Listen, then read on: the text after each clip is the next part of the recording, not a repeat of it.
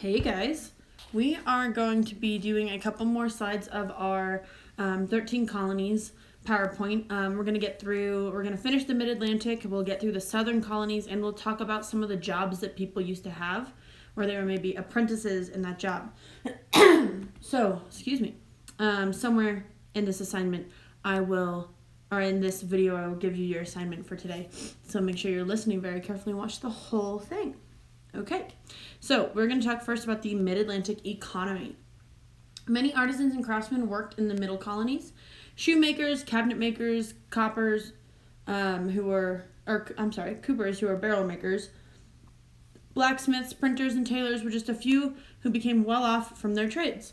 Husbands and wives often worked as teams and became specialized in their trades.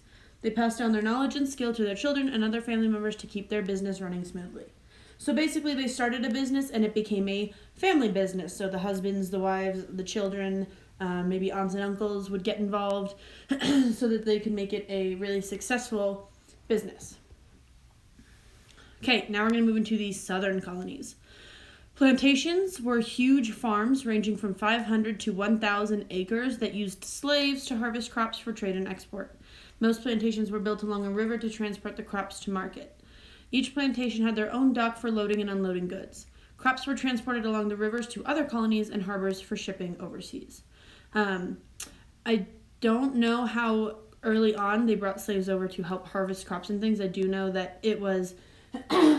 Excuse me, I'm so sorry, guys. But I do know that it was around for many, many, many, many years. And that's how they were able to harvest crops and things so quickly. Was because they had people doing the work for them that we would consider slaves. And the difference between a slave and a servant might be that a servant gets some kind of payment. They maybe live in the house and get a certain allowance that they can then either use for themselves or send back to their family. And they're very well taken care of, whereas slaves didn't get paid. They were just kind of forced to work. They were given houses and things, but they were never nearly as nice as the houses that the plantation owners lived in. So that's kind of the difference between a servant and a slave. The southern colony, in the southern colonies, many plantation owners grew large amounts of cash crops, which is crops that they could immediately make lots of money from, like tobacco, cotton, rice, sugar, and indigo. A cash crop is one that is grown by planters to be sold and not used for personal use. So they weren't picking the cotton and then turning it into clothes themselves. They were picking the cotton and then immediately selling it off so they could turn it into cash very quickly. Indigo is a plant that is used to dye cotton a rich dark blue. A lot of your denim jeans or your denim jackets and things are dyed with indigo. The plantation included many buildings on the massive grounds. A mansion was built for the owner and his family. There were also slaves' quarters, which is those houses I was talking about, a stable, a smokehouse, a blacksmith shops, and several other barns for their livestock. The kitchen was separate because of the danger of fire. So they might have a different house out in the back where they had all the cooking stuff in the kitchen, just so that if there was ever fire, the main house wouldn't burn down. Each plantation needed tons of workers to keep it running smoothly. The planters depended on thousands of slaves and indentured servants to keep up with all the hard labor. Excuse me, I'm so sorry, guys. I had a drink of water. Indentured servants were young people who were given free passage to the New World in exchange for working for a certain number of years. Indentured servants were different from slaves because they agreed to work for free for a certain period of time to pay back their trip over. So the difference between a servant and an indentured servant is that a servant might have gotten made over to the New World of their own accord and then needed a job, and so they took a job as someone's servant so they could make money. Whereas an indentured servant, the family would pay for them to come over to the New World, and then they would work basically for free for a certain number of years to kind of pay back the family for paying for their trip over. So they weren't getting paid those first couple years, and then after that time they could either sign back on with the family and get paid, or they might leave and find a job somewhere else. Slaves worked hard in the fields from sunup to sundown all year long. Planters hired an overseer to watch over the slaves. Many slaves were treated cruelly to force them to keep working. Slaves were often bought and sold at the market. Without slaves and indentured servants, the plantations wouldn't have been so successful. If the owners had been forced to harvest and things just themselves and with their family, they would not have been able to make nearly as many crops and then make nearly as much money. Life in the southern colonies. Life in the southern colonies was very different from the rest of the colonies. The climate was warm and humid. The rolling hills with fertile soil and a vast supply of rivers provided a great place for farming. Instead of using the land to build cities like in the other colonies, they used it for agriculture. The southern colonies were made up of 5 colonies: Virginia, Maryland, North Carolina, South Carolina, and Georgia. A plantation had many buildings on the grounds, including a huge mansion for the owner and his family. Servants and slaves lived nearby in small buildings. There were also several barns for livestock and animals. Most children were tutored at home. They learned reading, writing, and music. Boys learned how to hunt and ride horses, while girls learned how to sew and sing. Wealthy plantation owners sometimes hired a private teacher or sent their children to school in England. So it's a little bit kind of like what we're doing now, is you have, but instead of having an actual teacher there, you have me on your computers, or maybe your parents or brothers and sisters helping you, but they were at home learning, or they would be sent away to what we would call a boarding school in another country like England to learn there. Southern resources. Natural resources were plentiful in the southern colonies. The area was surrounded by rivers, harbors, and waterways that were full of fish. The Appalachian Mountains provided timber for building houses and other buildings on the plantations. The fertile soil and mild climate was perfect for farming year-round. The southern colonies focused on raising crops that were profitable for selling, trading, and exporting. These cash crops were greatly desired throughout the colonies and in Europe. The South had the largest slave population of all the colonies. Since the South depended on slave labor to work in the fields and to produce their cash crops, it caused a plantation economy. So basically, they were just making money constantly because they weren't paying the slaves. They were spending money on other things, obviously, but because they weren't having to pay their workers, they were just rolling in cash.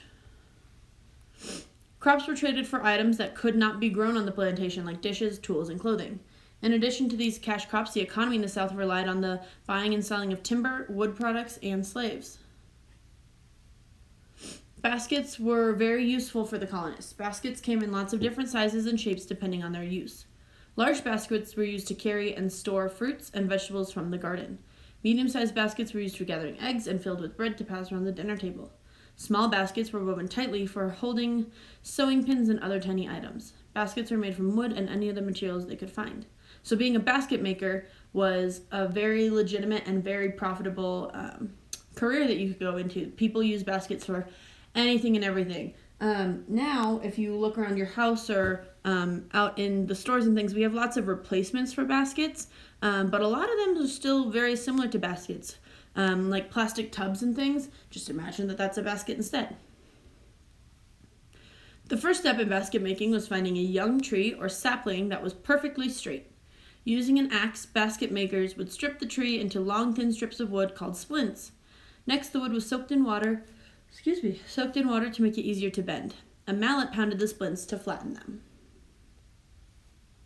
The basket maker then started weaving at the bottom and worked her way up to the sides. Weaving needed to be just the right tightness to hold the shape and give the basket support. When the sides were raised, she finished the top off with a rim and handle to hold it firmly together. Another career you could have had was a shoemaker. When the colonists left England to come to the New World, they were only allowed to bring 4 pairs of shoes with them. With the rough terrain and harsh weather, it wasn't long before new shoes were needed. Shoes were made from heavy leather on the top and bottom. There were overlapping straps to fasten them. Oddly, there was no right or left shoe. Instead, they could be worn on either foot. To make the shoes last longer, people rotated wearing them on both feet. Take a look at your favorite pair of shoes or sneakers and see if you can notice where you started to wear those down. I know one of my favorite pairs of sandals, the inside of my left heel is very worn down, and if I was able to switch back and forth on my feet, it probably wouldn't be like that. They'd probably last a lot longer. The first shoemakers in the colonies traveled from house to house making and repairing shoes. It wasn't long before shoemakers set up shops throughout the New England area. For custom-made shoes, models of a person's feet were made out of wood and kept on hand for future orders. Large plantations had their own personal shoemaker to make shoes for the entire family. Buying a new pair of shoes was very expensive during colonial times. Instead, many people learned from the Native Americans how to make moccasins because they were easy to sew and shape for each foot. Another job you could have had was a tailor. The word tailor means the art of cutting. A tailor's art is a piece of fabric that he measures, cuts, and sews to fit someone perfectly. During colonial times, tailors made clothes for both men and women. He specialized in making long coats and breeches or knee-length pants for men. Tailors made most of their money from these long coats and cloaks.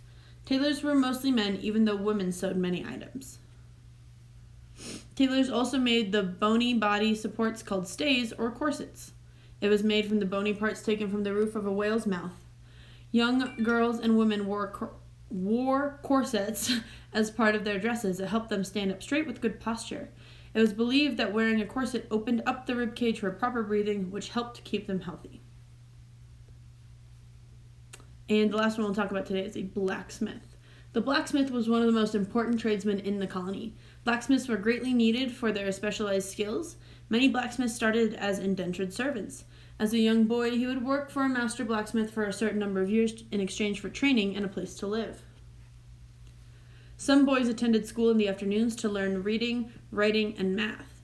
At the end of the training period, usually 4 or 5 years, he graduated to a journeyman. As a journeyman, he was free to charge for his services and live wherever he pleased.